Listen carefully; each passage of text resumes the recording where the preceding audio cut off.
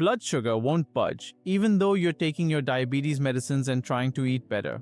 If you've ever searched natural ways to lower blood sugar, you've probably seen this name over and over: Chromium Picolinate. Some people swear it helped their fasting sugar. Others say it did absolutely nothing. So what's the truth? Can Chromium Picolinate really help, or is it just another overhyped supplement? I'm Pharmacist Amma, from Medicine Wise by Amma. In this first part, I'll explain in very simple language what Chromium Picolinate actually is, how it's supposed to help in type 2 diabetes, what we realistically know from studies, and who should be careful with it. This is general education only. It cannot replace your own doctor or endocrinologist. Let's start with a simple picture of what goes wrong in type 2 diabetes. Your body still makes insulin, that hormone that tells your cells to pull sugar out of the blood. The problem is insulin resistance. The insulin is there, but your cells don't listen properly. Think of insulin as a key and your cells as a lock. In type 2 diabetes, the lock becomes rusty and stiff. The key still fits, but it doesn't open the lock fully. So sugar stays in your blood instead of going inside the cell to be used as energy. When sugar sits in the blood for months and years, it slowly damages your blood vessels, your nerves, your kidneys, and your eyes. So anything that claims to help type 2 diabetes is really trying to either help your body use insulin better or help your body make insulin better. Chromium picolinate sits in that first group, using insulin better. So what is chromium picolinate? Chromium is a tiny mineral. Your body needs only very small amounts. In supplements, chromium is often attached to something called picolinic acid. That combo is called chromium picolinate, and it's one of the better absorbed forms. The simple sales pitch is, chromium picolinate may help your existing insulin work a bit better, so sugar can move from your blood into your cells more easily. Sounds nice. But does it actually work in real people? Let's be honest. Some clinical studies have found a small improvement in blood sugar control when people with type 2 diabetes take chromium picolinate on top of their usual medicines and lifestyle. In these studies, people usually took around 200 to 1000 micrograms of chromium a day for a few months. The improvements were modest. For example, a small drop in HbA1c, your 3-month average blood sugar, and better fasting sugars in some people, especially those whose blood sugar was very high at the start.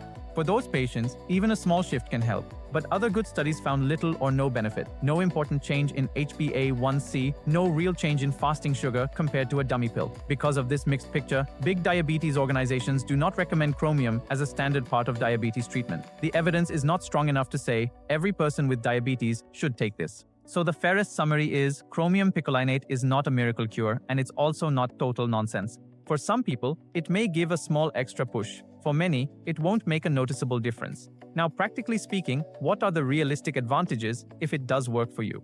Number 1, you might see a small drop in fasting blood sugar and a small improvement in HbA1c over 2 to 3 months as an add-on to your regular medicines and lifestyle. Not dramatic, but a small nudge in the right direction. Number 2, some studies show small improvements in blood fats, especially triglycerides. For someone with type 2 diabetes, that's a nice extra bonus, but it does not replace proper cholesterol treatment or lifestyle changes. Number 3, it's an oral supplement, relatively low cost, and simple to add, if you and your doctor decide it's appropriate for you. But like every supplement, we must talk about safety and interactions. At usual doses, around 200 to 1000 micrograms a day, chromium picolinate is generally well tolerated in healthy adults. The most common side effects are mild stomach upset or headache in a small number of people. However, there have been rare reports of kidney or liver problems with high dose or long-term chromium use. That's why we are careful in anyone who already has kidney or liver disease, and why taking huge megadoses without medical guidance is a bad idea. Chromium can also interact with medicines. Because it may help insulin work a bit better, it can increase the effect of insulin injections or some diabetes tablets. That can increase the risk of low blood sugar if you don't monitor properly. It may also interfere with the absorption of some other medicines if taken at the same time, for example, thyroid tablets. So please don't just add chromium on top of your diabetes treatment in secret.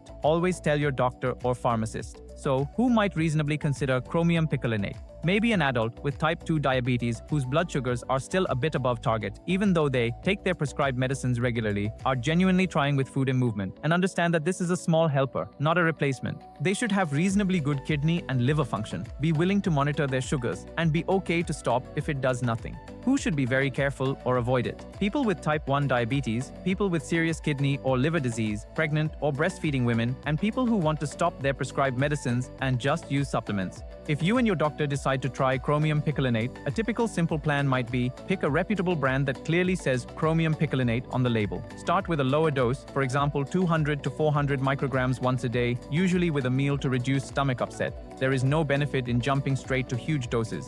Separate it by a few hours from medicines that must be taken on an empty stomach, like some thyroid tablets. Ask your pharmacist to help you space everything correctly. Then track your sugars over the next 2 to 3 months. Look at fasting readings, after-meal readings, and your next HbA1c.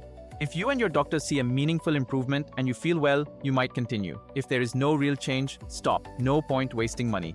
Here's the key takeaway from part 1. Chromium picolinate can only be a small helper. The main pillars of type 2 diabetes control are still your eating pattern, your movement, your weight management when needed, and your prescribed medicines. In part 2 of this series, we'll put on the medical glasses.